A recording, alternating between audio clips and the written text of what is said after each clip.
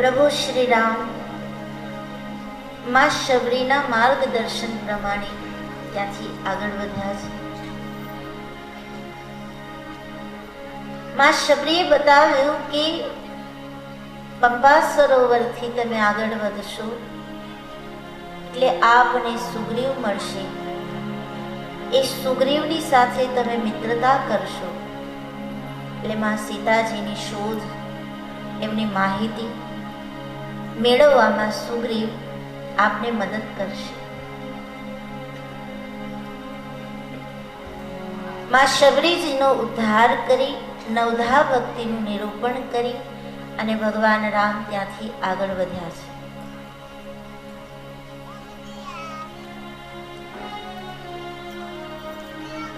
તુલસીદાસજી મહારાજ માં શબરીના ઉદ્ધાર સાથે અરણ્યકાંડને વિરામ આપે છે અને ત્યાંથી કિષ્કિંધા કાંડની શરૂઆત થાય છે. અહીંયા કિષ્કિંધા કાંડમાં બાબાજી હવે હનુમાનજીને પ્રવેશ કરાવે છે. હનુમાનજીનું ચરિત્ર હવે અહીંયાથી શરૂ થાય છે. પંપા સરોવરથી ભગવાન રામ આગળ ચાલ્યા છે તો ઋષ્યમુખ નામનો એક પર્વત આવ્યો. તહાં બસ સચિવ સહિત સુગ્રીવા. આ ઋષ્યમુખ પર્વત ઉપર સુગ્રીવ પોતાના સચિવો સાથે રહે છે. સુગ્રીવજીની સાથે હનુમાનજી પણ ત્યાં રહેતા હતા. ઉપરથી સુગ્રીવ જુએ છે પ્રભુ રામ અને લક્ષ્મણજીને આવતા. ભગવાનનું તેજ, શક્તિ, એમનું વ્યક્તિત્વ આ બધું જોઈ અને સુગ્રીવ ગભરાઈ ગયા છે. સુગ્રીવને એમ થયું કે મને મારવા માટે મારા ભાઈ વાલીએ આ બે માણસોને તો નહીં મોકલાવ્યા હોય, કારણ કે વાલી અને સુગ્રીવ બંને સગા ભાઈ છે. પણ વાલીએ સુગ્રીવનું બધું લઈ અને એમને કાઢી મૂક્યા હતા. અને વાલીથી ડરીને સુગ્રીવ ઋષ્યમુખ પર્વત ઉપર આવી જાય છે, જ્યાં વાલી નથી આવી શકતો. ત્યાં સંતાયા છે. ભગવાન રામ અને લક્ષ્મણજીને જોઈ ભયભીત છે સુગ્રીવ, ડરી ગયા છે. હનુમાનજીને કહે છે કે મને મારવા માટે મારા ભાઈએ વાલીએ આ બંનેને મોકલ્યા હશે. જાઓ હનુમાનજી, કોણ છે આ બંને એ તમે તપાસ કરી આવો. અને હવે હનુમાનજી અને પ્રભુ રામનું મિલન અહીંયા થાય છે.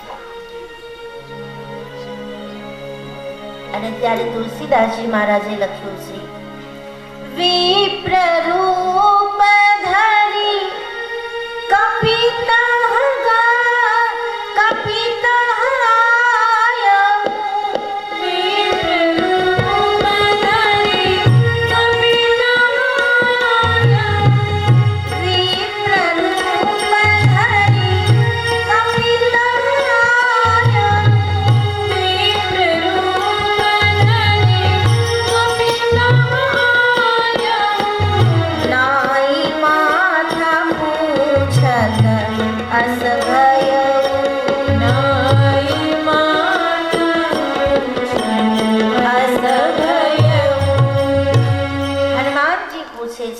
પ્રભુ આપ કોણ છો? પણ અહીંયા કીધું છે વિપ્ર રૂપ ધરી કપિત આયવ. હનુમાનજી બ્રાહ્મણનું રૂપ લઈને ભગવાન પાસે આવે છે. ભગવાન લખનભૈયા સાથે ઋષ્યમુખ પર્વતની નીચે ચાલીને જતા હતા. ઉપરથી સુગ્રીવે આદેશ કર્યો છે કે જાઓ હનુમાનજી, તમે તપાસ કરો આ કોણ છે. બ્રાહ્મણનું રૂપ લઈ મસ્તક નમાવી આવે છે. ભગવાન રામ પાસે ઊભા છે. મસ્તક નમાવી અને પૂછે છે કે આપ કોણ છો?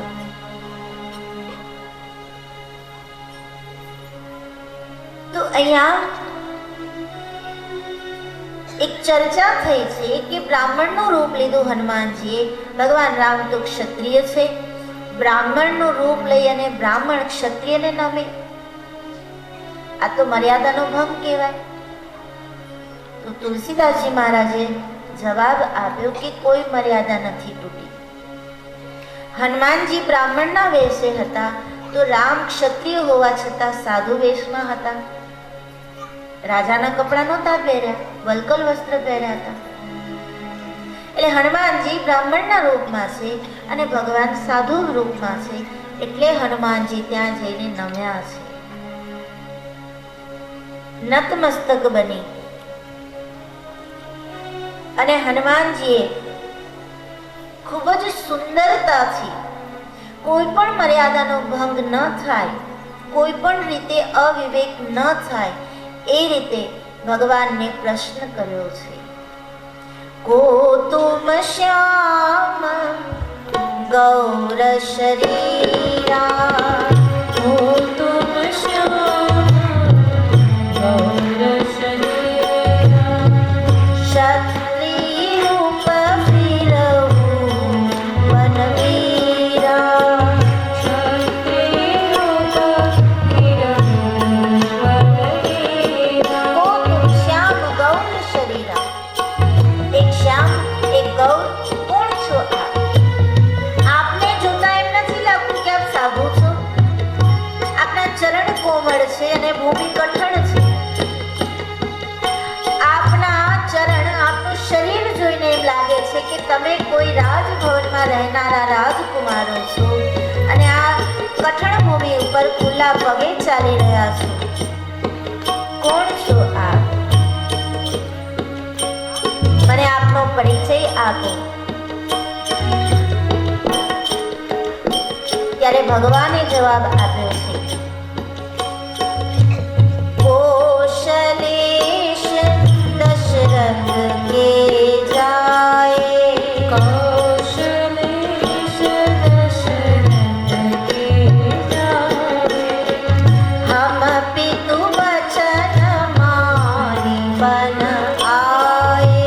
हम पितु वचन मानि बन आए હે ભૂદેવ, અવધપતિ મારા દશરથના અમે બંને પુત્રો છીએ. મારું નામ રામ છે, આનું નામ લક્ષ્મણ છે. નામ રામ લક્ષ્મણ તો ભાઈ, અમે બંને ભાઈઓ છે. પિતાના વચન ખાતર અમે બંને વનમાં આવ્યા છે. મારા પત્ની સીતાજીનું કોઈ હરણ કરી ગયું છે અને અમે એને શોધવા નીકળ્યા છીએ. એક રાક્ષસ મારી પત્નીનું હરણ કરીને નીકળી ગયો છે. એને ગોતવા નીકળ્યા છે, એને શોધી રહ્યા છે. રામજીએ જવાબ આપ્યો. હવે રામજી પ્રશ્ન કરે છે, આપન ચરિત કહા હમ ગાઈ आपन चरित कहा हम गाई કહું વિપ્ર નિજ કથા બુજાઈ. કહું વિપ્ર નિજ કથા. આપન ચરિત્ર કહા મેં ગાય. મેં મારું ચરિત્ર કહ્યું, મેં મારી ઓળખાણ આપી, મારો પરિચય કર્યો. ભૂદેવ, अब आपकी बारी है, आप कहो आप कौन है? રામ લક્ષ્મણ નામના અમે બે ભાઈઓ દશરથજીના પુત્ર છે. મારી પત્નીની શોધમાં નીકળ્યા છે, આ વનમાં ભટકીએ છે.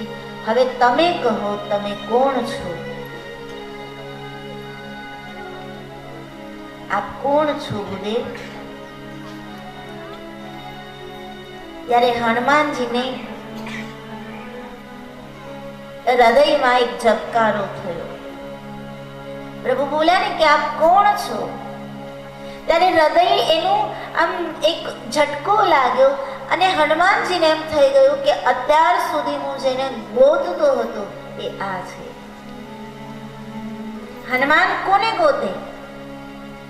જે મારા પ્રભુને અત્યાર સુધી હું ગોતતો હતો, શોધતો હતો, ચારે બાજુ જે મારા પ્રભુની હું રાહ જોતો હતો, ચારે બાજુ ભટકતો હતો, એ જ મારા પ્રભુ આ છે.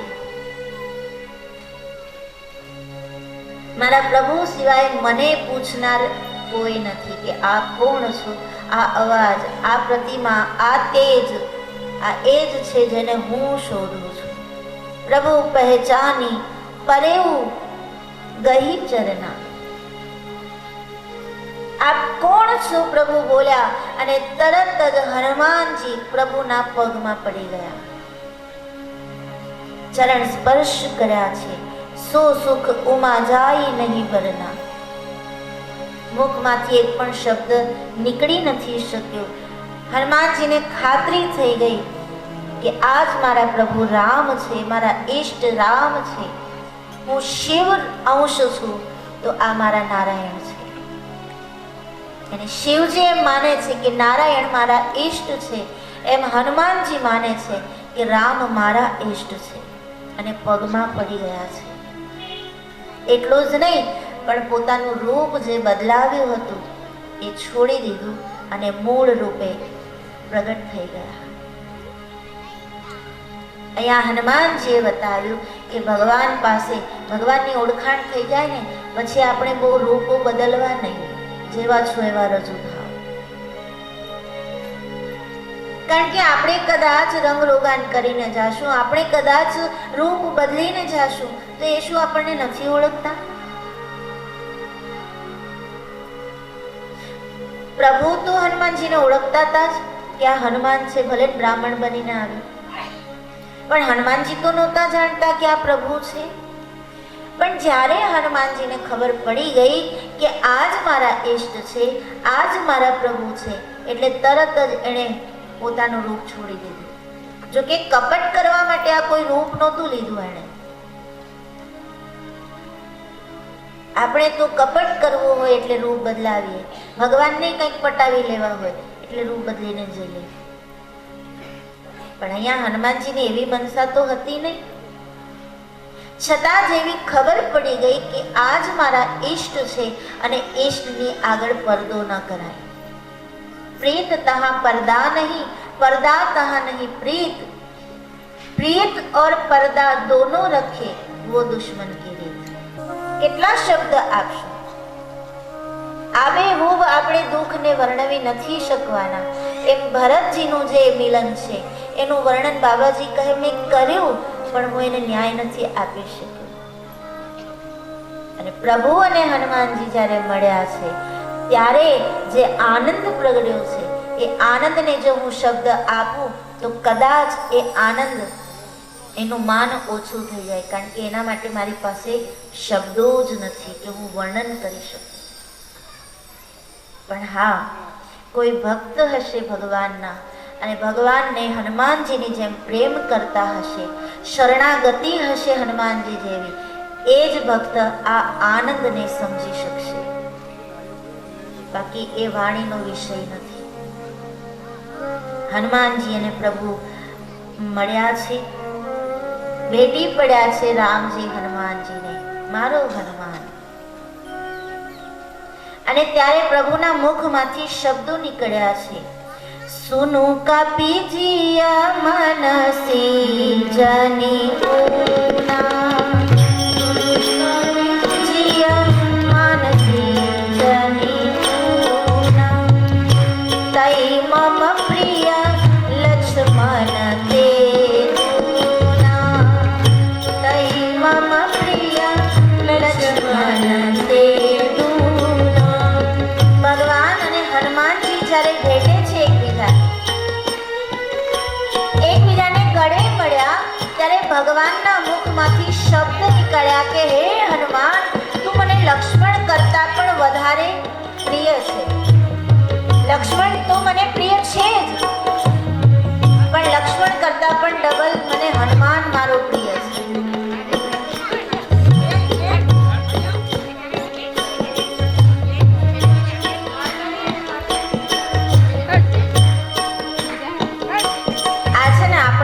વધારે ભાગ્યશાળી છે. શું કામ કહું કે ભલે એને અવતાર કૂતરાનો મળ્યો છે પણ એને 9 દિવસ સુધી કથા બરાબર સાંભળી. કોક મારે તગડે તો એ વચ્ચે બેસી જાય છે.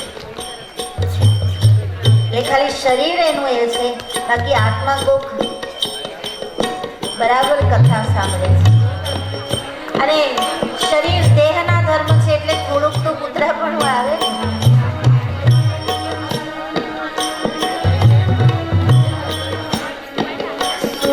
કપી માનસી જની પૂના,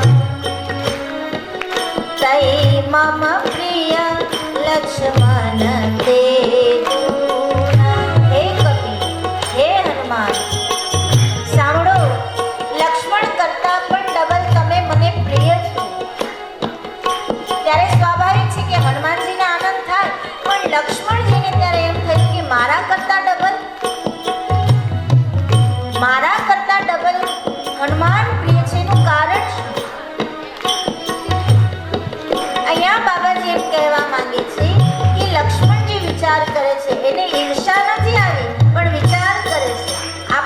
પ્રમાણે કોઈ આપણને એમ કહે કે તમારા કરતાં તો આ સારા, તો આપણને તરત એમ થાય ને કે અમે આટલું કરીએ ને વખાણે ના કરે. લક્ષ્મણજીએ વિચાર કર્યો કે 14 વર્ષનું જાગરણ કરવું એવી પ્રતિજ્ઞા મેં લીધી.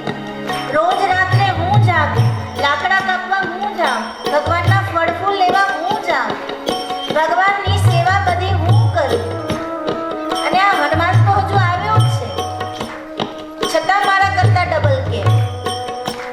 આ ઈર્ષા નથી, ચિંતન શોધે છે લક્ષ્મણજી કે હનુમાનમાં એવું શું છે જે મારામાં નથી. પણ ભગવાન બોલ્યા છે, સુનો કપી પ્રિયા માનસી જની પૂજા દૈવ મમ પ્રિય લક્ષ્મણ તે તુના.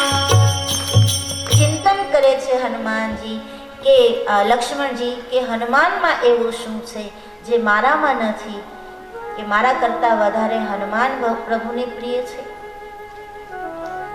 અને આ ચિંતન એટલા માટે થાય છે કે જે કચાશ, જે ખામી મારામાં છે ને હું દૂર કરું. અહીંયા ઈર્ષા નથી લક્ષ્મણની. આપણે હોય તો ઈર્ષા કરીને બળી મરીએ, મારા કરતા તો પેલો વધારે, એના વખાણ કરે, મારા કોઈ દી વખાણ જ ન કરે. પણ હનુમાનજીએ લક્ષ્મણજીએ અહીંયા ચિંતન કર્યું છે કે મારા કરતા એ ડબલ વાલો, એનું કારણ શું? એમાં હનુમાનજી એમ કહે છે પ્રભુને કે પ્રભુ, અહીંયા ઋષ્યમુખ પર્વત ઉપર સુગ્રીવ વસે છે, એ સુગ્રીવ સાથે આપ મિત્રતા કરો અને આપણે સુગ્રીવને કહીએ કે માતા સીતાની શોધ કરવા માટે એ આપણને મદદ કરે. પ્રભુ આપ ઉપર આવો. તો ભગવાન કહે છે, હનુમાન, મિત્રતા બંધાવી જ હોય તો તું એને નીચે લઈ આવ ને, મને શું કામ ઉપર આવવા કહે છે? એક તો ચાલીને અમે થાકી ગયા છે, એમાંય સીતાજીની કઈ ખબર મળતી નથી, એમાં તું અમને ડુંગરો શા માટે ચડાવે છે? તું એને નીચે લઈ આવ. અને ત્યારે હનુમાનજીએ બહુ સરસ જવાબ આપ્યો કે પ્રભુ, આપ બ્રહ્મ છો. બ્રહ્મને મળવા માટે સાધકે ઉપર ચડવું પડે છે, ગતિ કરવી પડે ને ઉપર, તો બ્રહ્મ મળે. એને બદલે સુગ્રીવ જો ઉપરથી નીચે આવશે તો જગત એમ કહેશે કે બ્રહ્મ તો નીચે જવાથી પણ મળે છે, એટલે ખોટો કાયદો ફેલાશે. બ્રહ્મને મળવા માટે તો હંમેશા ઉપર જવું પડે. અને બીજું, પ્રભુ, જીવ છે ને એ ઉપર બહુ માંડ કરીને ચડે છે, પણ એને ઉતરવું હોય તો તરત ઉતરાઈ જાય છે. સીડી ચડવી હોય તો મહેનત કરવી પડે. આપણે ક્યાંક ડુંગરે ચડવા જઈએ, હવે તમે ચોટીલા આવવાના જ છો, તો ચોટીલા તમે ડુંગરો તો ચડશો જ ને, તો ડુંગરો ચડવામાં કેટલી તકલીફ થાય, શ્વાસ ચડે, થાક લાગે, પગ દુખે, પણ ઉતરવું હોય તો. પ્રભુ, આ જીવ એકવાર મહેનત કરીને ઊંચે ચડી ગયો છે તો એને નીચે શું કામ બોલાવો છો? બહુ મહેનતે ઉપર ચડાય છે પ્રભુ, પાછો નીચે આવશે પછી એ પાછો ઉપર ચડી શકશે કે નહીં એનો ભરોસો નથી. માટે પ્રભુ, ઉચિત તો એ જ છે કે આપ ઉપર આવો. પણ હનુમાન, અમે થાકી ગયા છે, ઉપર ચડી શકીએ એવું નથી. તો ભગવાન કે હનુમાનજી કે પ્રભુ, થાક લાગે, કારણ કે અત્યાર સુધી તમે તમારા પગે ચાલતા હતા, તમારી પાસે વાહન નહોતું. હવે તો આ હનુમાન છે ને તમારું વાહન, મારી પીઠ ઉપર બેસી જાઓ, હું તમને લઈ જઈશ. અત્યાર સુધી હનુમાન નહોતો માટે તમારા પગ દુખે છે, પણ હવે હનુમાન છે, હવે તમારે ચાલવાની જરૂર નથી, તમારે ઉપર ચડવાની જરૂર નથી. તમે મારા ખભા પર બેસો, હું તમને ઉપર લઈ જાઉં. અને એક ખભા પર ભગવાન રામ, બીજા ઉપર લક્ષ્મણ. પ્રભુ, બરાબર બેસજો. હા હનુમાન. પ્રભુ, હવે વાહન ચાલુ કરું. હા હનુમાન. અને જય શ્રી રામ કરીને ઉડ્યા. ત્યારે લક્ષ્મણજી આ ઋષ્યમુખ પર્વત ઉપર ઉડીને ગયા, ત્યાં જઈને નીચે ઉતાર્યા ત્યારે લક્ષ્મણજીની જે શંકા હતી ને એ દૂર થઈ ગઈ કે મારા કરતા ડબલ બરાબર. કારણ કે હું તો શેષાવતાર છું, મારા ઉપર પ્રભુ એકલા સૂતા છે. હું શેષાવતાર છું, મારા પર પ્રભુ એકલા સૂતા છે, પણ આણે તો પ્રભુને ઉપાડી લીધા ને પ્રભુને સુડાવનાર શેષને ઉપાડી લીધો, એટલે મારા કરતા ડબલ બરાબર. અને લક્ષ્મણજીની શંકા દૂર થઈ. ઋષ્યમુખ પર્વત ઉપર ભગવાનને હનુમાનજી લઈ આવ્યા, આસન આપ્યું, રામ અને લક્ષ્મણજીને બેસાડ્યા.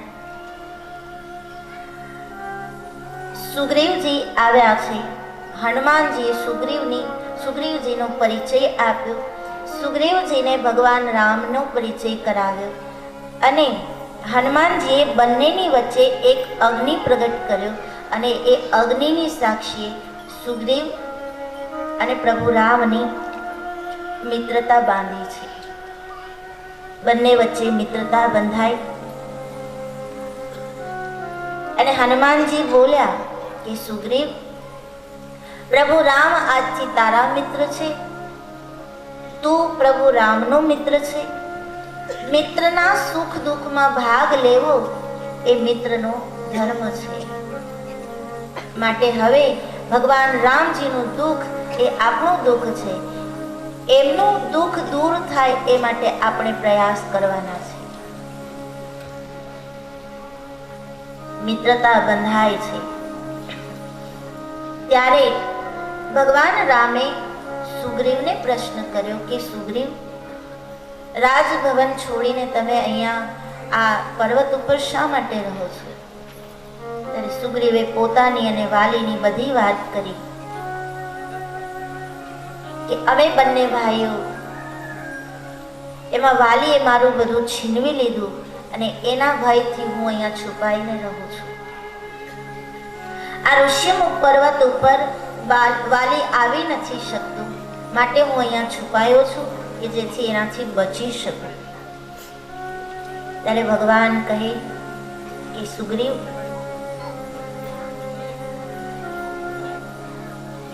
આપણા બંને વચ્ચે હવે મિત્રતા બંધાય છે, તો હું તને વચન આપું છું કે એક બાણ મારી અને વાલીના પ્રાણ લઈ લઈશ. તો સુગ્રીવ જીવ છે ને, ભગવાનને કહે છે પ્રભુ મારે કેમ વિશ્વાસ કરી લેવો કે તમે વાલીને મારી નાખશો? આ જીવની કરુણા એવી છે, આ જીવનો સ્વભાવ એવો છે કે કદાચ ભગવાન આવી જાય ને તો આ જીવ એમ કહેશે મને ભરોસો નથી કે તમે ભગવાન છો. અને એનું કારણ એક જ, ગુરુજીએ સવારે કીધું એમ કે આપણી પાસે બહુ બુદ્ધિ છે. ભગવાને આપણને બુદ્ધિ આપી, આપણા પર કૃપા કરીને આપણને બુદ્ધિ આપી કે માણસ પોતાની બુદ્ધિનો સદુપયોગ કરી અને પોતાનું કલ્યાણ કરે. પણ અહીંયા આવીને આપણે આપણી બુદ્ધિનો દુરુપયોગ કરીએ છીએ. પ્રભુ મને કેમ ભરોસો આવે કે તમે વાલીને મારશો? ત્યારે ભગવાને સુગ્રીવને ભરોસો આવે એવું કરી બતાવ્યું. સુગ્રીવનો ભરોસો જીત્યો અને સુગ્રીવને કહે છે કે હું વાલીને મારીશ. અને ભગવાનના કહેવા પ્રમાણે સુગ્રીવ વાલી સાથે યુદ્ધ કરવા જાય છે. ભગવાન છુપાઈને જુએ છે. યુદ્ધ થયું. એ યુદ્ધમાં ભગવાનને બાણ મારવાનું છે, પણ સુગ્રીવ અને વાલી અને સુગ્રીવ બંને એક સરખા હતા, એટલે ભગવાન મારી ન શક્યા. વાલીએ એવો પ્રહાર કર્યો કે સુગ્રીવ ભાગીને પાછો પર્વત ઉપર ચડી જાય છે. આવીને ભગવાનને કોશવા લાગ્યો કે પ્રભુ તમે મારો ભરોસો તોડ્યો છે. તમે મને કીધું હતું કે હું વાલીને મારીશ, તમે માર્યો કેમ નહીં વાલીને? ત્યારે ભગવાન કહે સુગ્રીવ તમે બંને એક સરખા દેખાતા હતા, હું ઓળખી ન શક્યો કે વાલી કોણ છે. એક કામ કર, તું પુષ્પની માળા પહેરીને જા અને યુદ્ધ કર, એટલે મને ખબર પડે. અને ફરીથી સુગ્રીવ જાય છે વાલી સાથે યુદ્ધ થાય છે અને એ યુદ્ધમાં ભગવાન વાલીનો વધ કરે છે.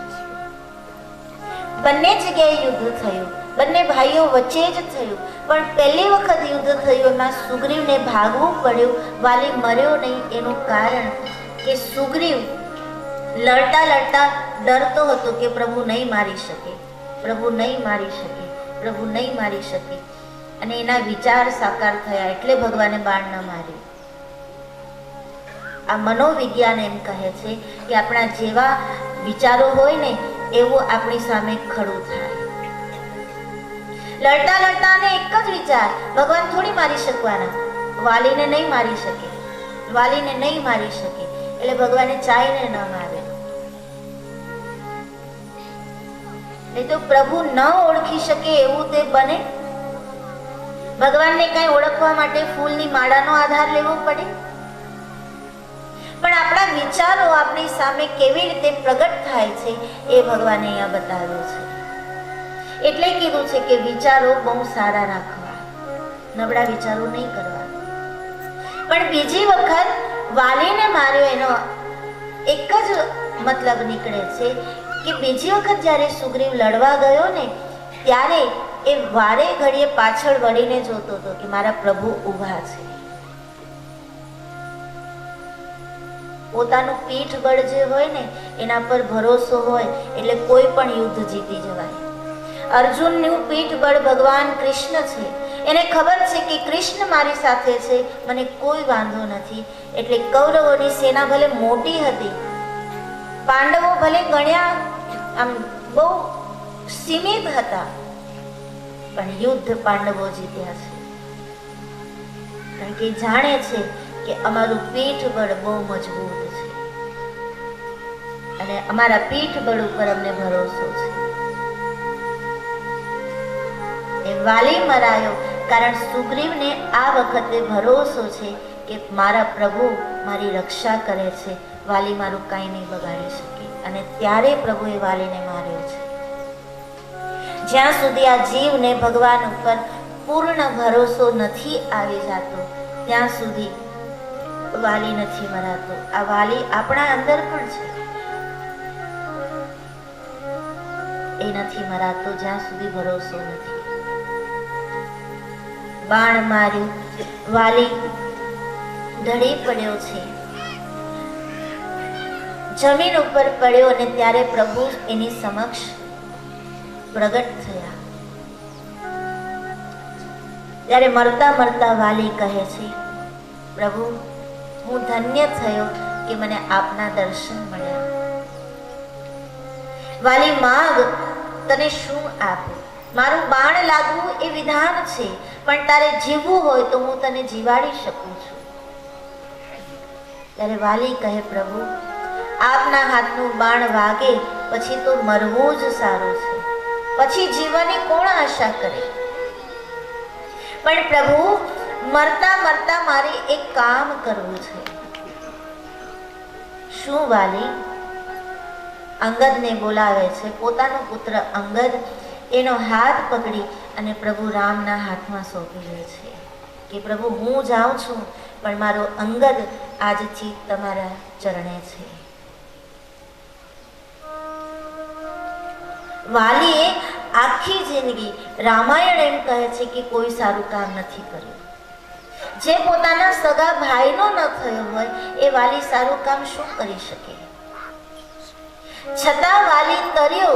એનું કારણ એક જ કે મરતા મરતા એણે પોતાનું પિતૃત્વ, પિતાનો ધર્મ બરાબર બજાવ્યો.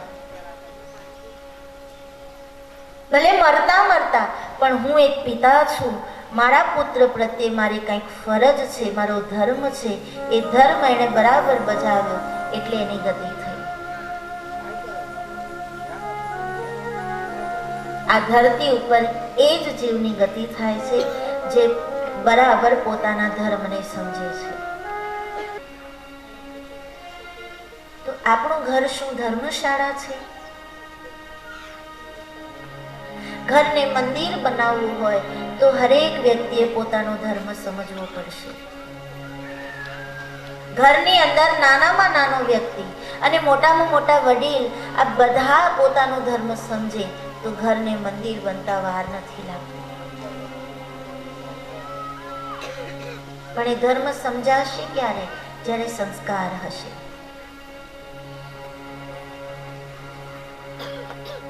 આપણા રોજિંદા જીવનની એક ક્રિયા હું આપને બતાવું કે આ બહેનો રસોઈ કરતી હોય, એમાં હવે તો બહેનો પણ ટચ સ્ક્રીન મોબાઈલ રાખતા શીખી ગઈ છે.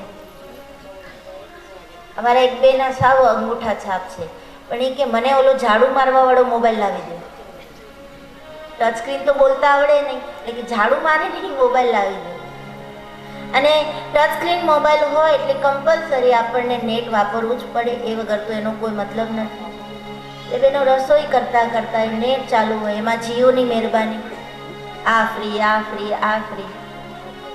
એટલે યુટ્યુબ ચાલુ કરે, પછી એમાં ગીત ચાલુ કરે પિક્ચરના, અને પછી રસોઈ થતી હોય. એમાં અડધું ઢોળાતું હોય, અડધું કામ જતું હોય ક્યાંય. એમાંય જો એમ થઈ જાય ગીત બહુ સારું આવે ને પછી ગીતમાં ધ્યાન જાય અને શાક બનાવતા બનાવતા મીઠું નાખ્યું હોય, પછી કે એટલે મીઠું નાખ્યું કે નહીં, એટલે પાછું નાખ્યું.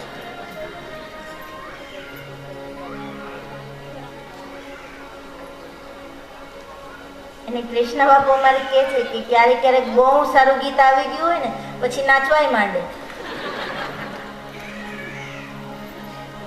કાં મીઠું વધી જાય ને કાં ઘટી જાય, કાં મીઠું વધી જાય કાં સાવ મીઠું નાખે જ નહીં. ગોપીઓ જ્યારે ભગવાન પ્રેમમાં પાગલ બનતી ને ત્યારે ગોપીઓ પણ આવું કરતી. આપણા એક ભજનમાં એ આવે છે, મને બહુ સ્મરણ નથી આવતું, પણ એની કડીઓમાં એવું છે કે જ્યારે ગોપીઓ ખીર બનાવતી ને પણ ભગવત ચિંતનમાં એટલી પાગલ બની જતી કે ખીરમાં સાકરને બદલે એ મીઠું નાખી દેતી. પોતાનો શ્રૃંગાર કરવા જતી ગોપીઓ ત્યારે પ્રભુ પ્રેમમાં એટલી પાગલ બની જતી કે આંખમાં કાજલ લગાવવાને બદલે પોતાના ગાલે લગાવી દેતી. પણ ફરક એટલો હતો કે એ પ્રેમમાં પાગલ હતી, પ્રભુ પ્રેમમાં પાગલ હતી, અને આપણે અત્યારે કંઈક બીજી દુનિયામાં છે. તોય ગામડામાં તો હજુ સારું છે, મને લાગે છે ફણસામાં તો એવું નહીં હોય ને અમારે કહેવાય પણ નહીં, કારણ કે હજુ કાલની કથા બાકી છે. પણ લગભગ શહેરોમાં ભણેલા ગણેલા સમાજમાં આવું વધુ થાય છે. વાત કરીએ છીએ આપણે સંસ્કારની. ઘણી વખત શાસ્ત્રને પણ અર્થ વગરના લઈ શાસ્ત્રના અમુક નિયમોને આપણે આપણી મતીથી એનું ચિંતન કરીને પછી ઘણી વખત આજના દીકરા દીકરીઓ ગેરમાર્ગે વર્તન કરે છે. એટલે શાસ્ત્ર ઉપર બોલનાર વ્યક્તિને પણ બહુ ધ્યાન રાખવું પડે છે કે અમે આ બોલશું એની અસર સમાજ ઉપર શું થશે. કારણ કે માણસ આજે એટલું બધું ભણ્યો છે, એટલું બધું ભણ્યો છે, આપણે એટલા બધા ભણી ગણીને હોશિયાર બન્યા છે કે કોઈ પણ વાક્યને, કોઈ પણ શાસ્ત્રના સિદ્ધાંતને આપણે આપણી મેળે મને જેવું ગમે એવું બંધ બેસતું બનાવી શકીએ છીએ. ગમે તે રીતે એને તોડી મરોડીને આપણે એની રીતે. થોડાક સમય પહેલા, વર્ષો પહેલા સરકારે એવું સૂચન કર્યું કે 3 મહિના સાથે રહે એટલે પછી એ પતિ પત્ની ગણાય, ભલે લગ્ન ન થયા હોય. એનું કારણ શું? જે લોકોએ આ પ્રેશર કર્યું કે આ નિયમને લાગુ પાડો, એ લોકોએ એવું દ્રષ્ટાંત આપ્યું કે રાધા કૃષ્ણ પણ પ્રેમી હતા, તો અમને પ્રેમ કરવામાં શું વાંધો? હવે ક્યાં રાધા કૃષ્ણ અને ક્યાં આપણે?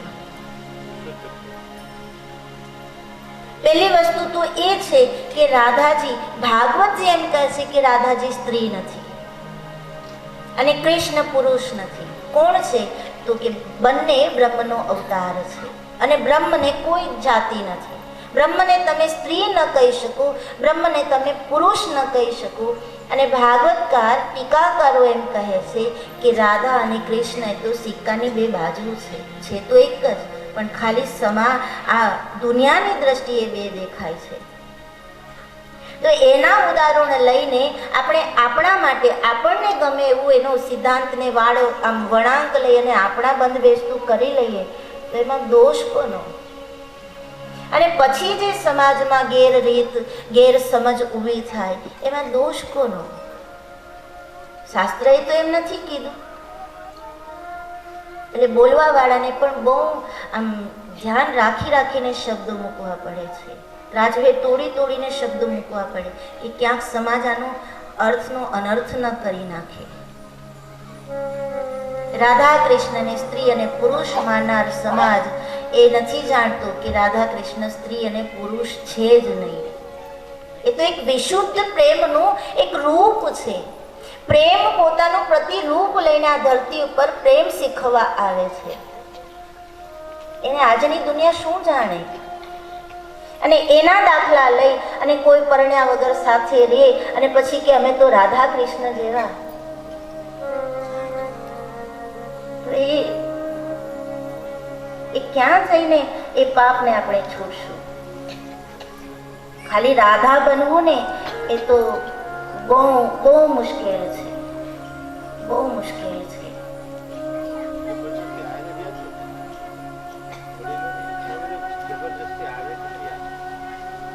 હા, ગુરુજી એમ કહે છે કે ભાગવતમાં ઘણા પુરાણોમાં ભગવાન રાધા કૃષ્ણની વાત આવે છે.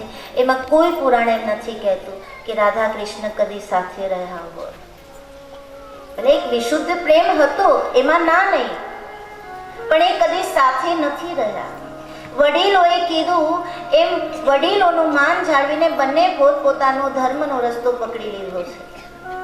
સાથે રમ્યા, ભણ્યા, ગણ્યા, સાથે રાસલીલા કરી, બધું કર્યું, પણ ક્યાંય મર્યાદા ન તોડી. વડીલોએ કીધું એમ પોતાનું જીવન એ લોકો જીવે છે, ક્યાંય મર્યાદા નથી તોડી. અને આજે આપણે શું કરીએ છીએ? ન માનું માનવું, ન પિતાનું માનવું, ન કુળની આબરૂની કાંઈ ચિંતા, અને મન ફાવે એમ આપણે વર્તન કરવું છે. પોતાની મેળે કંઈક કરી લેવું છે. તો એનો મતલબ તો એમ નહીં કે માતા પિતા કાળી મજૂરી કરીને આપણને ભણાવે, એ ભણાવે તો એ આપણા ઉપર કઈ એનો આપણા પર તો કોઈ ઓલું જ નહીં ને. એ એટલા માટે ભણાવે છે કે આપણે ભણી ગણીને મોટા થઈએ પછી એનું જ અપમાન કરીએ. આપણને ભણાવવા માટે, આપણને આગળ વધારવા માટે આપણા માતા પિતાએ કેટલા ભોગ દીધા છે. પોતાના સપનાઓને એને કેટલા ત્યાગ કર્યો છે, અને પછી આપણને કંઈક ઊંચી પદવી અપાવી. અને જ્યારે આપણો સમય આવે કંઈક ધર્મ પાલન કરવાનો, ત્યારે આપણે એને લાત મારી નીકળી જઈએ કે નહીં, અમે તમારું નહીં માની. એટલા માટે આપણને મોટા કરે છે. આપણે લગભગ છેલ્લા 5 દિવસથી સંસ્કાર ઉપર જ ચિંતન કરીએ છીએ. જ્યાં સંસ્કાર નથી ત્યાં આવી બધી આફતોનો સામનો આપણે કરવો પડે છે. માટે જો રામકથા છેલ્લા 2-3 દિવસથી બધાના મોઢે એક જ વાત છે કે બહુ મજા આવે છે, બહુ મજા આવે છે. પણ કહેવાનું એક જ કે જો મજા આવી હોય અને જો રામકથા તમે ખરેખર હૃદયથી સાંભળી હોય, હૃદયથી સાંભળીએ તો જ મજા આવે. બાકી બગાસા આવતા હોય મોટા મોટા. જો હૃદયથી રામકથા સાંભળી હોય તો માં સીતા, માં કૌશલ્યા, માં સુમિત્રા, માં કૈકેયી જેવું જીવન પોતાનું બનાવજો. નહીં તો આ દુનિયા જીવવા નહીં દે. કોઈ કાંઈ કરે, બાજુમાં ટીવી આવ્યું અને મારા ઘરે આવવું જ જોઈએ એવું જરૂરી નથી. તમે તમારા ઘરનું તળિયું તપાસો કે માણસ કેટલી મહેનત કરે છે. તમે જ્યારે દરિયામાં જાઓ છો ત્યારે ઈશ્વરના ભરોસે જાઓ છો કે અમે આવશું તો ઈશ્વરના ભરોસે પાછા આવશું. એ દરિયો ખેડવા એટલા માટે જાઓ છો કે ધર્મની મર્યાદા તૂટી જાય. 2 પૈસા મહેનત કરીને તમે જે ભેગા કરો છો એનો અર્થ એવો તો નથી કે એ 2 પૈસા એનો દુર્વ્યવહાર થાય. એ સમજો. જો આ રામકથા ગમી હોય, જો આ રામકથામાં કાંઈક મજા આવી હોય તો હૃદયથી એવો સંકલ્પ કરજો. ભગવાન કપિલેશ્વર મહાદેવને આજ ભગવાન રામેશ્વર આપણને દર્શન દેવાના છે. હનુમાનજી મહારાજને એવી પ્રાર્થના કરજો કે પ્રભુ, અમે અમારો ધર્મ બજાવી શકીએ એવી તું અમને શક્તિ આપજો. બાકી બધું એણે આપ્યું છે. પૂજ્ય ગુરુજી સવારે જ કહેતા હતા ને કે આપણા વડીલોને જે તકલીફ હતી એ તકલીફ આજે આપણને નથી. આજે આપણો દીકરો લંડન ભણવા જઈ શકે છે, આજે આપણો દીકરો લંડન કામ કરવા જઈ શકે છે, તો સગવડ હોય તો ત્યાં સુધી પહોંચે ને. આપણા વડીલો ફણસાનું પાટિયું વટવું હોય ને તો વિચાર કરતા કે અહીંયાથી ફણસાથી બહાર કેમ નીકળું, સરીગામ કેમ જાઉં ખરીદી કરવા. એને બદલે આજે આપણે લંડન અમેરિકા પહોંચી ગયા છે. એટલે સત્યનારાયણની બહુ કૃપા છે આપણા ઉપર કે એણે આપણને ક્યાંથી ક્યાં પહોંચાડી દીધા. પણ એક જ પ્રાર્થના કરવાની ભગવાનને કે પ્રભુ, સંપત્તિ તો બહુ આપી દે, હવે સંસ્કાર આપી દે. હવે જો સંસ્કાર આવી જાય સમાજમાં તો આ સંપત્તિ અને સંસ્કાર બેવ ભેગા થાય ને પછી જે આનંદ આવે એ કંઈક અનેરો હોય.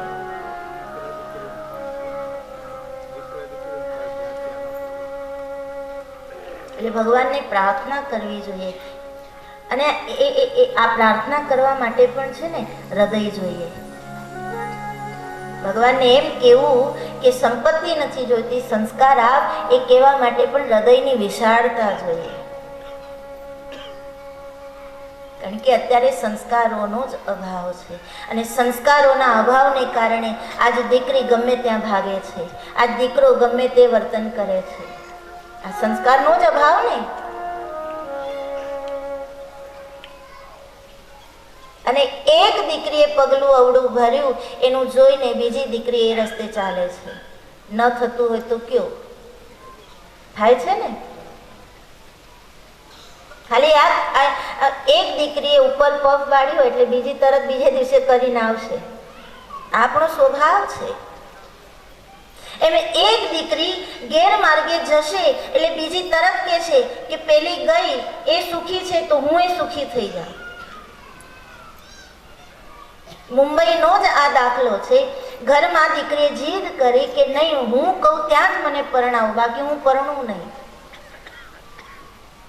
પછી પપ્પાએ સમજાવી અને મમ્મીએ સમજાવી, દીકરી ન માની. એની ફઈ આવ્યા સમજાવવા કે દીકરા માની જા, આપણા કુળની આબરૂ જાશે, આપણા જે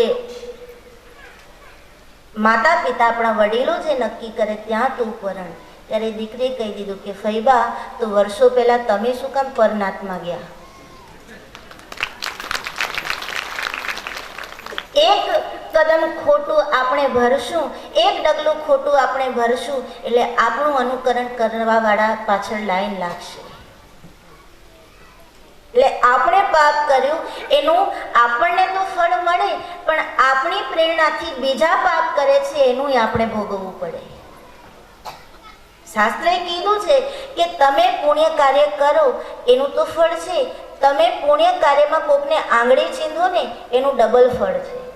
તમે કથામાં આવો એ તો સારું જ, પણ તમે કથામાં સાથે કોકને લઈ આવો તો એનું પુણ્ય તમને મળે. તો પાપનું એવું થાય ને, તમે પાપ કરો એનું ફળ તો મળે જ, પણ તમારું જોઈને બીજા પાપ કરે એનું ફળ તમારે ભોગવવું પડે.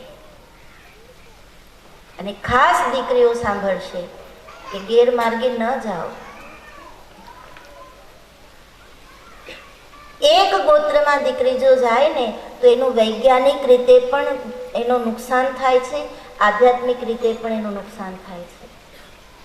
એક ગોત્રમાં દીકરી જો જશે તો એનાથી જે પ્રજા ઉત્પન્ન થશે એ વર્ણશંકર કહેવાશે. અને આપણે જર્સીને ગાય નથી માનતા એનું કારણ છે કે એ વર્ણશંકર છે.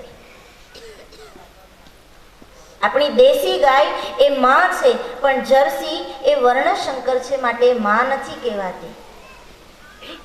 જ્યારે દૂધની બહુ જરૂર હતી ત્યારે અમુક લોકોએ આપણું ડુક્કર આવે ને સુવર, ડુક્કર અને નીલગાયનું મિશ્રણ કરીને જર્સી ઉત્પન્ન કરી, એટલે વર્ણશંકર છે. અને એટલે જર્સીનું દૂધ પૂજામાં નથી વપરાતું. દેશી ગાયનું દૂધ જ પૂજામાં વપરાય છે. તો જ્યારે તમારા સંતાનો થશે વર્ણશંકર, એક ગોત્રમાં પરણશો એટલે વર્ણશંકર કહેવાય. અને વર્ણશંકર કહેવાય પછી એ ક્યાં જઈને ઉગશે? પરનાથમાં તમે જાઓ, પોતાની જ્ઞાતિ છોડીને જાઓ, પછી જે સંતાનો થાય એને કોણ હાથ પકડશે? આ બધી વાતો વ્યાસપીઠ ઉપરથી કેવી થોડીક અઘરી છે ને તમને થોડુંક ગળે ઉતરવું બહુ અઘરું લાગશે, પણ સત્ય છે. ને તમે બધા જ જાણો છો કે સમાજમાં આવું બની રહ્યું છે, બન્યું છે અને બને છે. એને કોઈ અટકાવવા નહીં આવે. કોઈ રાજકારણ એમ કહી દે કે આ અટકાવો, પણ જ્યાં સુધી આપણે નહીં અટકીએ ત્યાં સુધી રાજકારણ કંઈ ઘરમાં આવીને જોવા તો નથી આવવાનું. અમે આ રામકથામાં કહી દઈશું કે ભાઈ આવું નહીં કરો, કાલથી પછી અમે તો તમારા ઘરમાં જોવા નથી આવવાના કે તમે શું કરો છો.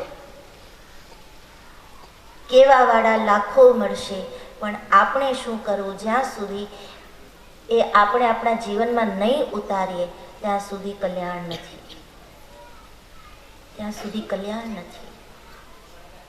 હરેક માણસે પોતાનો ધર્મ સમજવો જોઈએ. ભણો એની ના નથી, પણ ભણવાની સાથે સાથે પોતાના ઘરની આબરૂ કેમ રાખવી એ પણ શીખો. દીકરીઓને ખાસ, તમે મોટી કોલેજિયન બની જાઓ, મોટી ઓફિસર બની જાઓ, તમે મોટી ઓફિસમાં એકદમ ઊંચી પદવી લઈ લો, પણ ઘરે રોટલી બનાવતા ન આવડતી હોય તો એ પદવી શું કામની? શર્ટનું બટન તૂટી જાય તો એને કેવી રીતે લગાડવું એ દીકરીને ન આવડે તો એ પદવી નકામી છે. કેમ કે ઘર રોટલી બનાવવાથી શોભે છે, ઓફિસે જઈને કાગળિયા ચિતરવાથી નથી શોભતું. સમય આવે ત્યારે એ પણ કરવું, પણ ઘરની નારી એ લક્ષ્મી સમાન છે. અને લક્ષ્મી જ્યાં સુધી ઘરમાં રહેશે ત્યાં સુધી જ એ શોભે છે, ત્યાં સુધી જ એ પૂજાય છે. સવારની જ કથામાં આપણે સાંભળ્યું કે મા સીતા લક્ષ્મણ રેખાની ભીતર હતા ત્યાં સુધી રાવણ પણ મૂંઝાતો હતો કે આને હવે લઈ કેમ જાઓ. એણે પણ ઘણા આટા માર્યા સીતા લડવા માટે, પણ લક્ષ્મણ રેખાની અંદર હતા ત્યાં સુધી રાવણ ખાલી આટા જ મારે છે, અંદર જાય બહાર આવે, અંદર જાય બહાર આવે. પણ જેવા માં સીતાએ લક્ષ્મણ રેખાની બહાર પગ મૂક્યો, એક પગ લક્ષ્મણ રેખાની બહાર છે, બીજો પગ લક્ષ્મણ રેખાની અંદર છે, અને રાવણે હાથ પકડી લીધો. થોડીક પણ મર્યાદા આપણે ચૂકી ગયા ને એટલે તરત જ રાવણ હાથ પકડી લેશે, પછી બીજો પગ મર્યાદાની અંદર હશે તોય નહીં ચાલે, રાવણ ઘસડીને લઈ જશે. આ વાત બહુ કડવી છે, પણ જીવન જરૂરિયાત જીવનને સુધારવા વાળી છે. કારણ કે આપણી સંતવાણીમાં એમ કીધું છે, मीठा मीठा सब कोई पीवे, कड़वा पीवे नहीं को, कड़वा पीवे नहीं को, मीठा मीठा सब कोई पीवे, कड़वा पीवे नहीं को,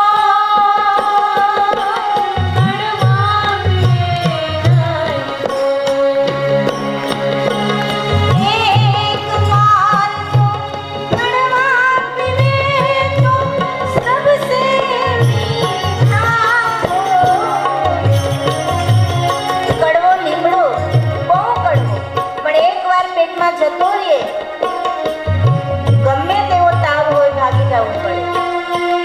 બહુ કડવો હોય લીમડો, ભાવે નહીં, મોઢામાં નાખો તો આમ ઉલટી કરી નાખવું મન થાય. પણ એ લીમડો પેટમાં જાય તો અસર કરે. એમાં વાતો બહુ કડવી છે, પણ જો હૃદયમાં ઉતરી જશે ને તો એની અસર થશે, અને ભગવાનની કૃપા થાય તો ઘર એ સ્વર્ગ બની જાય, મંદિર બની જાય.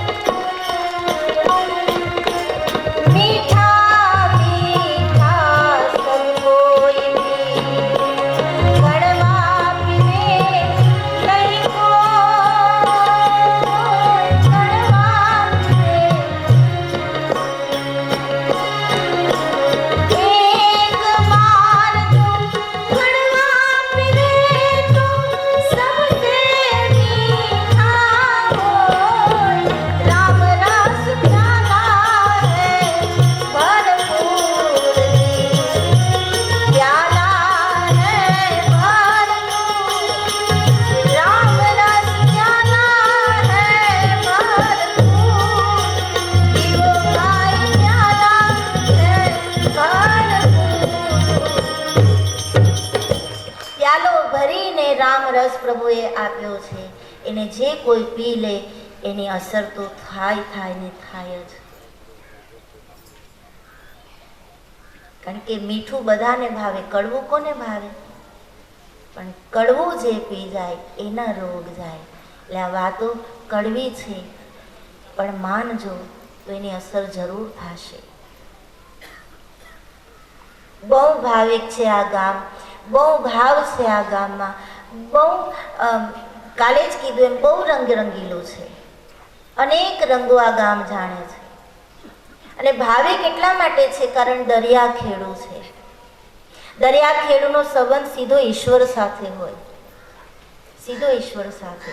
કારણ કે દરિયામાં જવાનું હોય ને ચારે બાજુ પાણી પાણી પાણી, કાંઈ ન દેખાય, પણ એને ઈશ્વર દેખાતા હોય.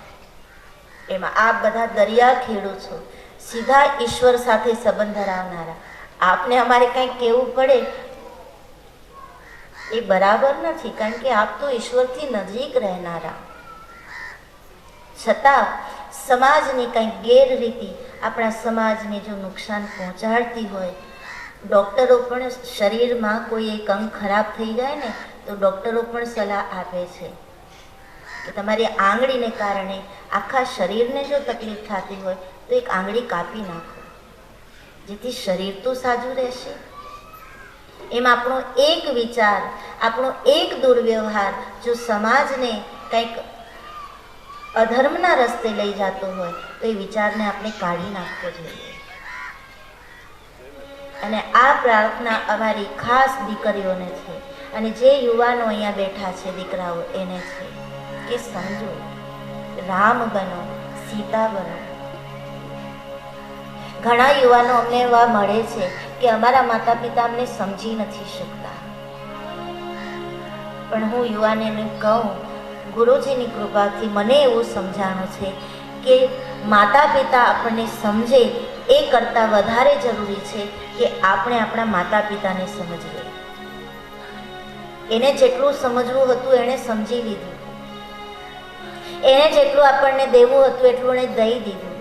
પણ હવે આપણો વારો છે એને દેવાનો, એને સમજવાનો, એની સેવા કરવાનો આપણો વારો છે. અને જ્યાં સુધી દીકરો કે દીકરી પોતાના માતા પિતાને નહીં સમજી શકે ત્યાં સુધી એ સફળ નહીં થાય. એક હું દાખલો આપું. એક છોકરો છે ને, આમ તો ભણેલો પણ આમ બહુ બેદરકાર. એની મમ્મી એને બહુ ટોકે, દીકરા તારો રૂમાલ તે ઠેકાણે મૂક્યો, દીકરા દફતર તારું ઠેકાણે મૂક્યું, દીકરા તારી ફાઇલ તે ઠેકાણે મૂકી. આમ રોજ એની મમ્મી એને ટકટક કર્યા કરે. અને પેલો કંટાળીને બગીચામાં રમવા જતો રહે. આમ કરતાં કરતાં વર્ષો થયા, દીકરો ભણી લીધો, ગણી લીધો, કંઈક એને એજ્યુકેશન ગ્રેજ્યુએશન પૂરું થઈ ગયું. પછી નોકરી શોધવાની વારો આવ્યો. એમાં જાહેરાત આવી એક મોટી કંપનીની કે અમને એમ્પ્લોયર જોઈએ છે. એટલે ઇન્ટરવ્યૂ માટે બધા ગયા, આ પણ પોતાની ફાઇલ લઈને ગયો. જાય છે એટલે એની મમ્મીએ કીધું, દીકરા તે પાણી પીધું, દીકરા તે ફાઇલ લીધી, દીકરા તે આમ કર્યું, દીકરા તે તેમ કર્યું. એટલે પેલો જલ્દીથી ફાઇલ લઈને નીકળી ગયો કે વર્ષોથી આ જ બહુ મોટી કંપની, એમાં ઇન્ટરવ્યૂ દેવા જવાનું છે, ફાઇલ છે હાથમાં. એમાં કંપનીનો દરવાજો નીચે, ઓફિસ ઉપર, નીચેથી ઉપર જવાનું છે. બધા જે ઇન્ટરવ્યૂ લેવાવાળા ઓફિસરો છે ઉપર ઓફિસમાં બેઠા છે. એમ્પ્લોયર બધા જે ઇન્ટરવ્યૂ દેવા આવ્યા છે એ નીચે બેઠા છે. અને જેનો વારો આવે એણે ઉપર જવાનું. એટલે આ જે છોકરો હતો એની આગળ ઘણા બધા ગયા ઉપર. પછી આનો વારો આવ્યો અને સીડી હતી એ સીડી ચડવાની. સીડી ચડતા ચડતા એણે જોયું કે અત્યારે તો દિવસ છે અને છતાંય આ લાઇટ ચાલુ છે, ચાલો આપણે બંધ કરી દઈએ. એટલે એણે બંધ કરી દીધી. થોડાક પગથિયા ચડ્યો એટલે રસ્તામાં એને કાગળ મળ્યો. આમ સીડી આપણે ચડીએ પછી આમ થોડોક વળાંક હોય, પછી પાછી સીડી હોય, એટલે વળાંક એના પર એની બાજુમાં એક ટેબલ અને નીચે કાગળ પડેલું. એ કાગળ ઉપાડી એ ટેબલ ઉપર એક ફાઇલ પડી હતી, એ ફાઇલની અંદર રાખી ફાઇલ બરાબર કરીને પાછી એણે બંધ કરીને ટેબલ ઉપર મૂકી દીધી. વળી થોડીક સીડી ચડીને ગયો તો આગળ કંઈક વસ્તુ રસ્તામાં પડેલી, એટલે એણે ઉપાડીને પાછી મૂકી દીધી.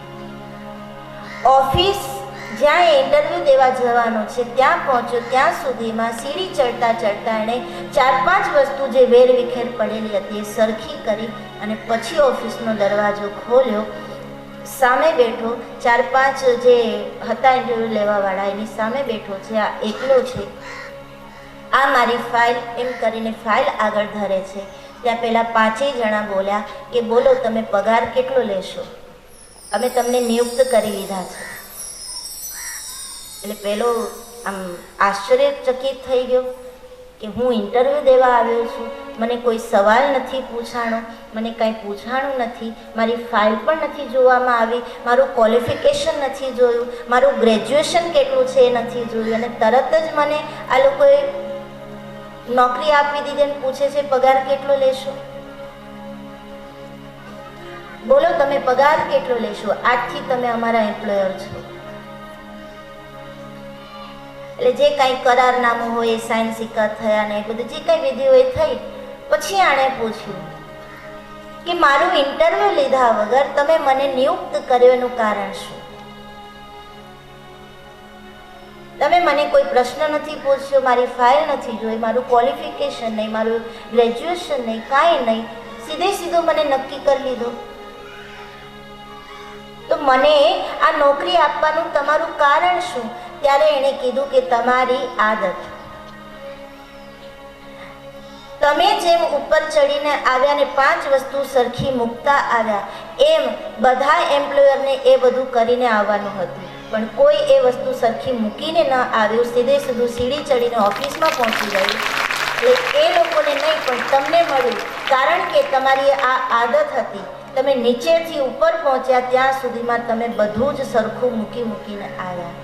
અને ત્યારે એને એની માં યાદ આવી કે આ મારી આદત પડી એનું કારણ મારી માં છે. એટલે યુવાનોએ ખાસ સાંભળો કે હવે વારો માતા પિતા આપણને સમજે એ નથી, પણ હવે વારો આપણો છે કે આપણે આપણા માતા પિતાને સમજીએ. ઘણી વખત આપણે એને નથી સમજતા અને કંઈક બીજું કરી બેસીએ છીએ. માટે સમજો યુવાનો,